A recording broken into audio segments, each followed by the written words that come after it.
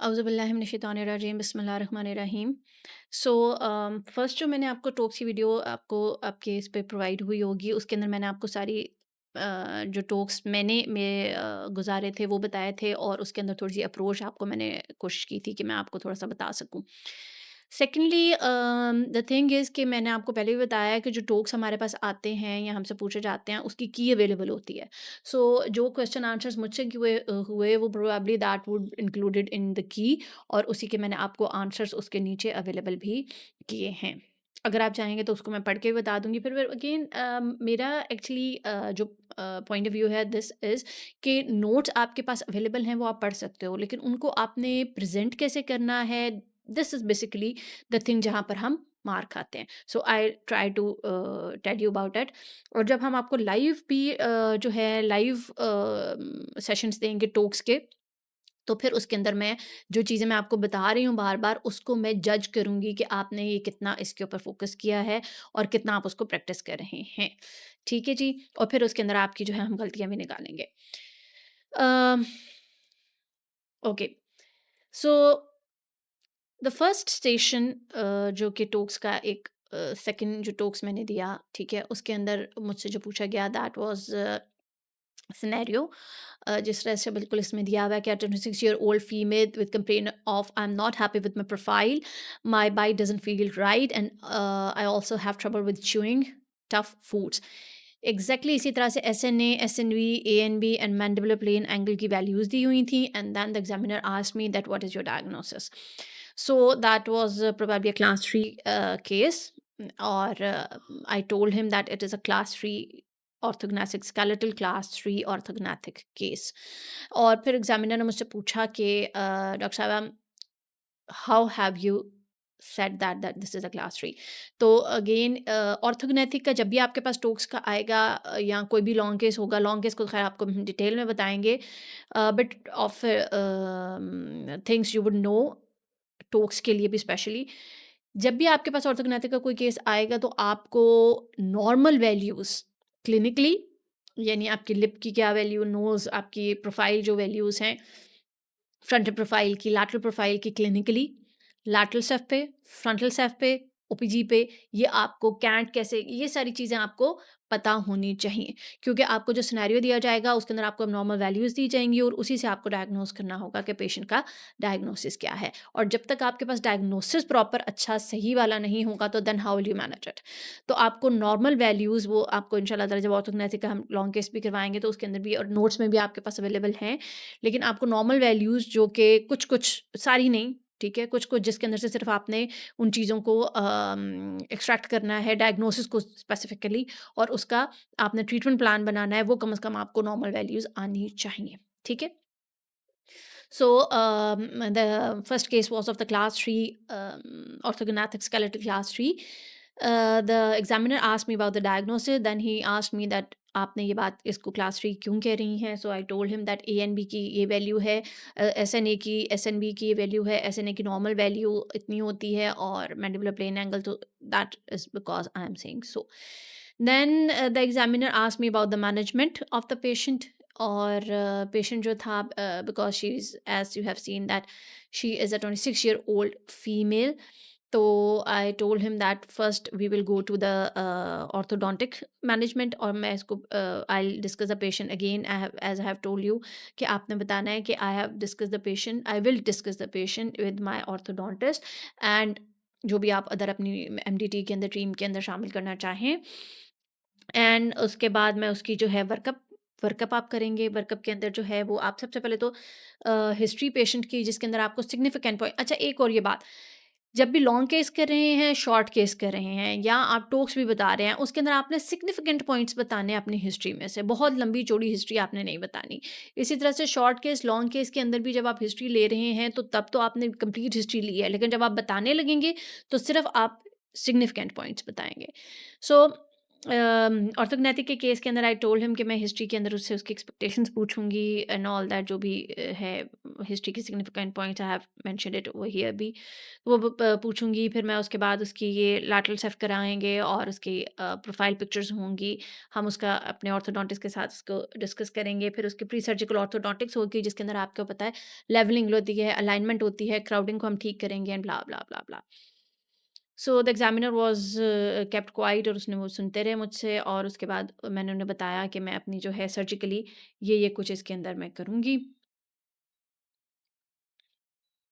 ठीक है। अच्छा, फिर I told him about the post surgical orthodontics and what are the expected outcomes. When I just stopped, so he asked me about the recent advancement in the orthognathic surgery. Or I told him that it is distraction osteogenesis, and my examiner said that when I have born, तो तब distraction osteogenesis होती थी, यानी जब examiner was born. So probably he was telling me that this is not a recent advancement. I told him about other जो भी मुझे उस वक़्त समझ में आई, because I am not mentioning here because that is I think probably I couldn't made it through. अच्छा, यहाँ पर मैंने आपको जिस तरह बताया है, recent advancement would be the 3D imaging and virtual planning. Then जब मैंने इसको स्टडी किया तो I have just understand that what he actually wants to ask me is 3D virtual planning. और जो आपकी ये कैड कैम और जो आपके intraoperative 3D images sorry impressions में हैं, वो अब उनसे प्रोबेबली मुझे पूछना चाह रहे थे। इंट्राऑपरेटिव उसके अंदर वर्चुअल प्लानिंग हम कैसे करते हैं, वो पूछना चाह रहे थे। अलॉन्ग विद दैट ये जो 3D डायकॉम आपकी प्लानिंग होती है, ये आप पेशेंट के साथ भी डिस्कस कर सकते हैं। उसके अंदर वो आपको एक रियलिस्टिक पिक्चर दे देता है। तो वो ये सारी चीज़ें मुझसे पूछना चाह रहे थे। Computer assisted surgery, robotic surgeries, ठीक है? जो कि ये मैंने सारी आपको इसके अंदर मेंशन की हुई हैं। So these are the things basically he wants to ask me. Along with that, tissue engineering nowadays जो है वो बहुत ज़्यादा इसके अंदर इसकी आ रही हैं, ये भी that I have also mentioned here. So these are the things actually he want to ask me. Okay. Then second station जो ये टॉक्स मैं आपको बता रही हूँ, इसके अंदर that was the first time जो कि टॉक्स जब हमारी इसमें मैक्स फैक्स में स्टार्ट हुआ था। वो फर्स्ट जो टॉक्स हमने दिया था, ये वो बैच थे जो मेरा पहला टॉक्स था, यानी जब टॉक्स हमारा स्टार्ट हुआ था कि टॉक्स हुआ करेगा इंस्टेड ऑफ जो टेबल वाइवा। तो उसके अंदर जो था, कोई भी क्लिनिकल पिक्चर हमें अवेलेबल नहीं थी। कोई क्लिनिकल पिक्चर, कोई रेडियोग्राफ कुछ अवेलेबल नहीं था। सिर्फ़ क्लिनिकल सिनेरियोज़ लिखे हुए थे, और उसके बाद वो क्रॉस क्वेश्चनिंग हमसे स्टार्ट कर रहे थे एग्ज़ामिनर। तो एक द नेक्स्ट स्टेशन जो था, उसके अंदर क्लिनिकल सिनेरियो दिया हुआ था, जो कि मैंने नीचे आपको बिल्कुल इसमें मेंशन भी किया हुआ है कि 28 year old male notice a swelling on his tongue for the past few months. It has been getting larger with occasional throbbing pain on aspiration, it's bright red blood. ठीक है? So this sort of the clinical scenario was given, and examiner asked me about my diagnosis. Again, I told you that I have given the DDs, और DDs के बाद उन्होंने मुझसे पूछा कि what other test you want to do। इसके अंदर आप MRI कराएंगे, MRA करा सकते हैं, ये सारे मैंने मेंशन के नीचे किए हुए हैं। क्लिनिकल साइन एंड सिम्टम्स क्या क्या होते हैं वो भी, और अलॉन्ग विद दैट ये आपको इस साइड पे जो है नज़र आ रहा है, this is an MRA showing the feeding vessel, जो कि आपको AV मालफॉर्मेशन में देखना होता है।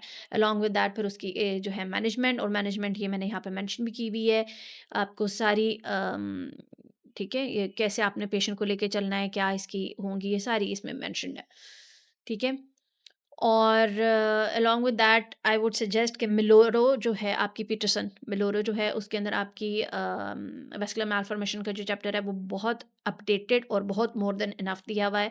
अगर उसको भी आप याद कर लेंगे, that is more than enough, उससे ज़्यादा आपसे नहीं पूछते।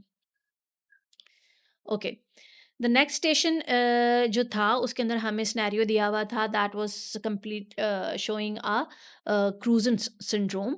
और अगेन ये मैंने आपको नीचे मेंशन किया हुआ है। 5 year old male with complain of look different from other children, the child has brachycephaly mention था, फ्रंटल बॉसिंग मेंशन था, मिड फेस हाइपोप्लेसिया मेंशन था, क्लेफ्ट पैलेट भी मेंशन था, middle part of the face is under developed, and along with that class 3 malocclusion और एक्सोफ्थाल्मस इसका जो था वो, सॉरी प्रोप्टोसिस, नॉट एक्सोथर्मल, प्रोप्टोसिस जो था वो मेंशन था। और द क्वेश्चन वाज, क्वेश्चन जो फर्स्ट टॉक्स हमारा हुआ था, उसके अंदर क्वेश्चंस लिखे हुए थे। ठीक है? जिस तरह मैंने आपको बताया बाकी पिछले में भी कि आपको डायग्नोज़ करना है या डीडी देनी है और उसके बाद उसकी मैनेजमेंट थी, तो वो लिखा हुआ था। इसी तरह से क्रूज़न सिंड्रोम का जब उन्होंने सिनेरियो दिया हुआ था, तो नीचे जो 3 क्वेश्चन्स लिखे हुए थे that was about the diagnosis, ठीक है? Name the other syndromes like this and how will you manage the patient. ये 3 उसके अंदर मेंशन थे क्वेश्चन्स और इसके ये सारे आंसर्स जो हैं I have already given it. Okay. The fourth station was about a 36-year-old male. He was involved in a high-speed car accident and is unconscious. His friends report he has not regained consciousness after the crash. He opens his eyes to the pain and have inappropriate words and incomprehensible speech and withdraws from pain. So बिल्कुल इसी तरह से एक scenario दिया हुआ था. That was probably बिल्कुल तकरीबन इसी तरह का ऑलमोस्ट इसी तरह का था और द मैम जो वहाँ पर मैम थी एग्जामिनर उन्होंने मुझसे जो अगेन आई एम सेइंग कि वो लिखे हुए थे जो क्वेश्चंस थे जो फर्स्ट हमारा टॉक था उस पर क्वेश्चंस मेंशन थे टास्क के साथ मतलब टास्क के तौर पे तो जो क्वेश्चंस वहाँ पर मेंशन थे उसके अंदर लिखा हुआ था कि पेशेंट का आपने जीसीएस का बताना है जीसीएस स्कोर मेंशन करना है कि वो कितना है जीसीएस स्कोर और स्केल के अंदर फ़र्क बताना है any other severity score trauma trauma severity score आपको पता होना चाहिए ठीक है और सीटी स्कैन की इंडिकेशंस पूछी हुई थी तो ये again I have given you all this basically इसके अंदर एक्सप्लेन करने का मेरा मकसद ये है कि ये सारी चीज़ें तो आपको नोट्स में अवेलेबल हैं और ये जो टॉक्स था ये ऑलरेडी हमारा मैंने आपको बताया है इसके अंदर टास्क मेंशन थी उसमें क्वेश्चंस मुझे बड़ी अच्छी तरह याद है because I couldn't make it तो मुझे बहुत अच्छी तरह याद है कि इसके अंदर क्या क्या हमें उन्होंने पूछा हुआ था तो उसकी मैंने पूरे ये नोट्स बना के रखे हुए थे जब सेकेंड टाइम मैं गई so these are exactly those notes I am giving you here okay and another scenario जो कि मैंने आपको पहले अपनी नोट्स उसमें भी वीडियो पिछले में बताया जिसमें मैं पास हुई तो उसमें भी जो थे एग्जामिनर जिन्होंने मुझे ऑर्बिटल फ्रैक्चर का लिया था दिस स्टेशन जो था वो उनके पास आया था scenario was of a TM J ankylosis patient और उसके अंदर फिर आपसे पेशेंट का डायग्नोसिस पूछा हुआ था फर्स्ट क्वेश्चन डायग्नोसिस था सेकंड था उसके अंदर क्लासिफिकेशन कि कौन सी क्लासिफिकेशन ये पेशेंट की बनती है टोपैजियन और शवाने के हिसाब से थर्डली जो था वो कबान्स प्रोटोकॉल उसमें पूछा हुआ था और चौथा जो था वो पेशेंट की जो था वो आपके रिकंस्ट्रक्शन ऑप्शंस पूछे हुए थे तो again these all the questions जो थे ये मैंने I have mentioned over here और इनके आंसर्स मुझे आते भी थे because these are very regular questions जो हमें आते हैं प्रोबेबली सो एट्थ जो स्टेशन था हमारा वो that was of mucosal melanoma again I have told you that उसके अंदर ना कोई हमारे पास क्लिनिकल पिक्चर अवेलेबल थी ना कोई उन्होंने जो है वो पेशेंट बिठाया हुआ था but it was only a scenario और उसके अंदर जो था उन्होंने मुझसे उसकी स्टेजिंग पूछी जो क्वेश्चंस मेंशन थे दैट वाज कि how you stage a mucosal melanoma क्योंकि म्यूकोजल मेलिनोमा के अंदर एक बहुत इंपॉर्टेंट बात है जो आगे मैंने मेंशन भी की हुई है सारी नोट्स में मैंने आपको क्वेश्चंस के आंसर्स लिखे के दिए हुए हैं दैट इज़ बेसिकली कि जो म्यूकोजल मेलिनोमा होता है वो स्टार्ट ही स्टेज 3 से होता है उसके अंदर स्टेज 1 और 2 नहीं होती लाइक अदर मैलिग्नेंट मेलिनोमा जो क्यूटेनियस मैलिग्नेंट मेलिनोमा होता है उसके अंदर स्टेज 1 और 2 होती है बट जो म्यूकोजल मेलिनोमा होता है वो स्टार्ट ही आपका स्टेज 3 से होता है तो उन्होंने मुझसे इसमें स्टेजिंग पूछी देन उन्होंने इसके अंदर ब्रेस्लो की जो डेप्थ थी डेप्थ एनालिसिस होता है मैलिग्नेंट मेलिनोमा में वो पूछा सेंटिनल लिम्फ नोड की इसके अंदर उन्होंने सिग्निफिकेंस पूछी कैसे करते हैं क्योंकि म्यूकोजल मेलिनोमा हो या मैलिग्नेंट मेलिनोमा उसमें सेंटिनल लिम्फ नोड बायोप्सी 2012 तक I have mentioned it over here as well 2012 तक it was a standard procedure जो कि सारे मैलिग्नेंट मेलिनोमा या म्यूकोजल में करते थे बट अब उन्होंने इसको अब चेंज कर दिया और वो जो भी गाइडलाइंस हैं वो that I also mentioned it here ठीक है और उसके बाद उसकी उन्होंने मैनेजमेंट पूछी मोहास सर्जरी का पूछा माइक्रो जो आपकी लेयरिंग होती है वो भी इसमें मेंशन है सारा रिसेक्शन मार्जिन्स उन्होंने पूछे थे ठीक है so this is all I have given here Clark's का मेंशन किया था मैंने उनको ठीक है so these are all I have mentioned here another station was of NOE nasopharyngeal अच्छा एक और चीज़ जो मैं यहाँ पर आपको बताती चलूँ दैट इज़ कि टोस के अंदर ना आपके 2 स्टेशन ट्रॉमा के लाज़मी होंगे जो जितना को पैटर्न मैंने पीछे पास्ट जितना भी उसको स्टडी किया है, ट्रॉमा के आपके 2 हमेशा होते हैं। Either it could be like pneumothorax हो सकता है, हीमोथोरैक्स उसके साथ एडेड हो सकता है, पैनफेशियल हो सकता है, ऑर्बिटल हो सकता है, एनओई होता है। मतलब इस तरह से हो सकते हैं, लेकिन ट्रॉमा का लाज़मी आपका जो है वो स्टेशंस 2 होते हैं। पोस्ट ट्रॉमेटिक डिफ़ॉर्मिटी बेसिकली उसमें हो सकती है, बट वो ट्रॉमा में ही आता है, तो आपके 2 स्टेशन लाज़मी ट्रॉमा के होते हैं। एक स्टेशन आपका इन्फेक्शन का लाज़मी होता है, जिसके अंदर नेक्रोटाइज़िंग फ़ेशियाटिस टाइप हमारा एक यानी एक आ गया आपका म्यूकोर आ गया, ठीक है? इसी तरह से लाइकेन प्लानस जो मैंने मेंशन किया वो लाज़मी होता है। एक स्टेशन आपका सलिवरी ग्लैंड का लाज़मी होता है, ठीक है? फिर एक जो स्टेशन है वो आपका टीएमजे रिलेटेड लाज़मी होगा। Either it could be ankylosis, either it could be condylar hyperplasia और कुछ भी रिलेटेड, बट टीएमजे से रिलेटेड आपका लाज़मी आता है। एक आपका रिकंस्ट्रक्शन से रिलेटेड हमेशा होगा, आपका जो एक टोक्स का होता है स्टेशन, वो रिकंस्ट्रक्शन में से हमेशा आता है, ठीक है? तो एक जो होगा वो आपका क्रेनियोफेशियल डिसोस्टोसिस या क्रेनियोफेशियल जो आपकी है सिनोस्टोसिस उसमें से लास्ट में आता है, ठीक है? Either could be cleft lip and palate एक में आया हुआ है, एक में टीज़र आया हुआ है, एक में क्रूज़न्स आया हुआ है, एक में मैं देख रही थी उसके अंदर जो है वो ट्रिचर भी एक में आया हुआ है। सो एक जो है वो आपका क्रेनियोफेशियल सिनोस्टोसिस में से लास्ट में आएगा। इस पैटर्न से actually I want to tell you that कि इस पैटर्न से आपको ये पता चलेगा कि आपने कौन-कौन से टॉपिक्स प्रिपेयर करके जाने हैं। Again I am telling you कि आपने हर चीज़ पढ़कर नहीं जानी और ना आप हर चीज़ पढ़ के जा सकते हैं। तो इस टेक्नीक को भी आप जो है ये थोड़ा-सा देखिए, इस पैटर्न को आप पास्ट अपने जो है टॉक्स जो हम भी आपको कराएँगे और आप जो हमारे पास जितने भी हम अवेलेबल हैं पिछले, उनको हमने गैदर करके अपना ये एक बनाया है, उसको आप फ़ॉलो करो तो आप देखोगे कि कुछ जो हैं वो कंसिस्टेंट हैं टॉपिक्स आपके उसके अंदर। तो उनको आपने लाज़मी पढ़ के जाना है और बहुत अच्छा पढ़ के जाना है, ताकि आपके वो जो हैं वो तो स्टेशंस आपके सिक्योर हो जाएँ। अच्छा, सो दिस स्टेशन वाज़, मैंने बताया जिस तरह ये मेंशन है यहाँ पर, बिल्कुल इसी तरह से एक सिनेरियो दिया हुआ था नेज़ो ऑर्बिटो एथमोइडल फ्रैक्चर का। उसके अंदर जो टास्क लिखी हुई थी वो उन्होंने डायग्नोसिस पूछा हुआ था कि कौन-कौन सा फ्रैक्चर है, वो आपने मेंशन करना है। एपिफोरा था, उसके साथ आपका जो है वो मीडियल कैंथर लिगामेंट की अटैचमेंट के लिए उन्होंने जो एग्ज़ामिनर है उन्होंने उनसे पूछा था कि कौन-कौन से आप टेस्ट करते हैं। और नेज़ोलैक्रिमल डक्ट की जो एपिफोरा था, बिकॉज़ उसकी इंजरी के लिए आप कौन-कौन से टेस्ट करते हैं प्री ऑपरेटिवली, इंट्रा ऑपरेटिवली, और उसको मैनेज कैसे करते हैं। लॉन्ग टर्म कैसे मैनेजमेंट करते हैं और शॉर्ट टर्म मैनेजमेंट आप कैसे करते हैं। तो ये भी आपको इसमें भी मेंशन है, मेरे नोट्स में भी मेंशन है, वो आपको देंगे हम कि पायरेक्स ट्यूबिंग होती है अगर आप मोर देन 6 मंथ्स करना चाहें।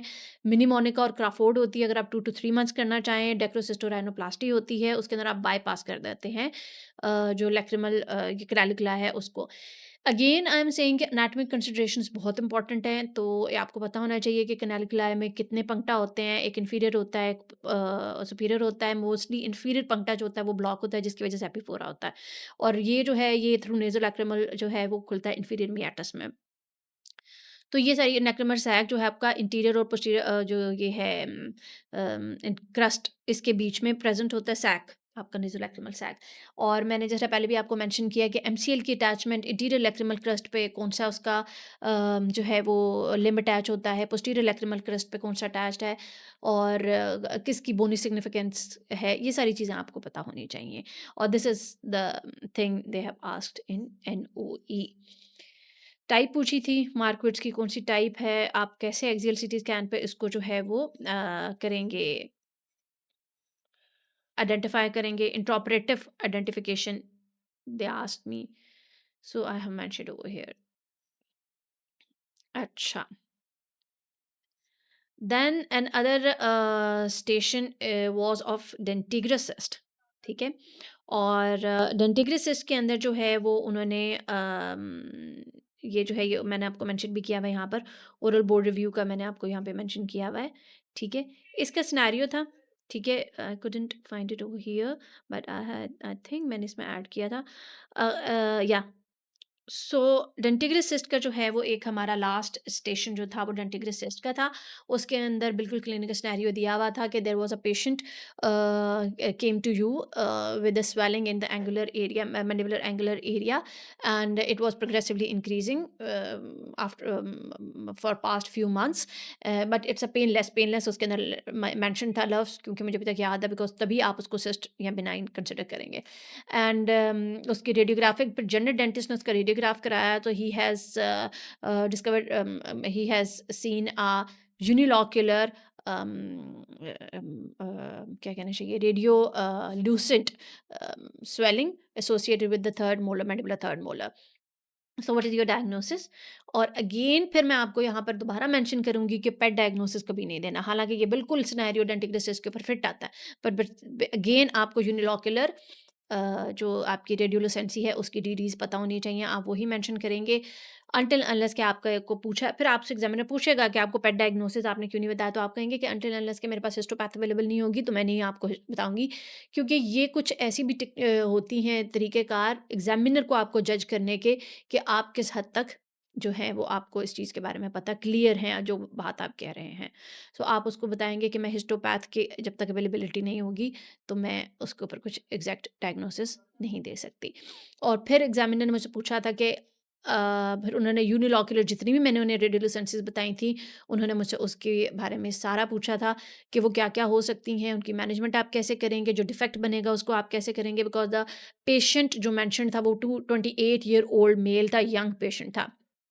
उसके बाद उसके उन्होंने काउंसलिंग भी मुझसे करवाई थी फॉर फ्री फिबुला, जो कि उन्होंने खुद ही मुझे कहा कि if you want to reconstruct the patient with the free fibula तो फिर आप उसको कैसे काउंसल करेंगी।